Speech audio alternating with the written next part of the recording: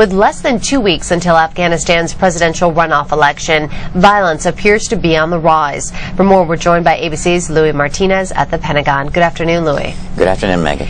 So the death toll continues to climb this month, making it the deadliest month since the war began. What's the latest behind today's deaths? Well, today we found out that there were 8 more American fatalities in southern Afghanistan. That pushed to 55 the number of fatalities that have taken place so far this month, making it the deadliest month in a year that is already the deadliest year in the United States presence in Afghanistan since American forces arrived in October of 2001. We understand there were 2 separate incidents, one involving an IED blast that killed 7 U.S. servicemen along with an Afghan interpreter, and then that was followed by a small arms fire. So that's why the military calls that a complex attack. There was a separate attack that also killed another U.S. serviceman. With all of that said, where does the president stand on making his decision to send more troops to the country?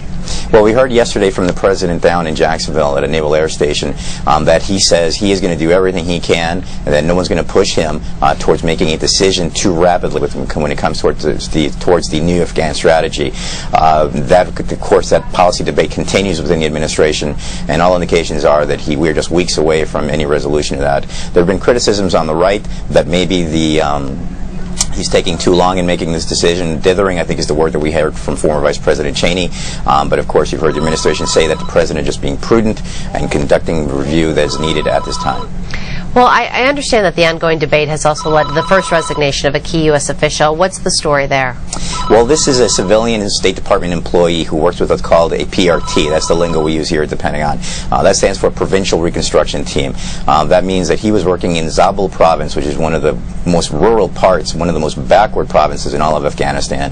And he was a top civilian U.S. official there, and he was working on reconstruction efforts. He submitted a resignation letter about 4 pages in length that pretty much set wires aflame all over the State Department, because his resignation letter was seen as potentially being and causing more harm than good, in the sense that he says that the U.S. presence there in Afghanistan is not worth it in terms of a military presence. He calls it a 35-year-old civil war that the United States just has no business in being in, and that most of the conflict that we're seeing in Afghanistan is not really because of the Taliban, but more because of just tribal warfare that's been going on for hundreds of years. All right. ABC's Louis Martinez from the Pentagon. Thank you.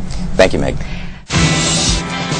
ABC News Now. Good to know.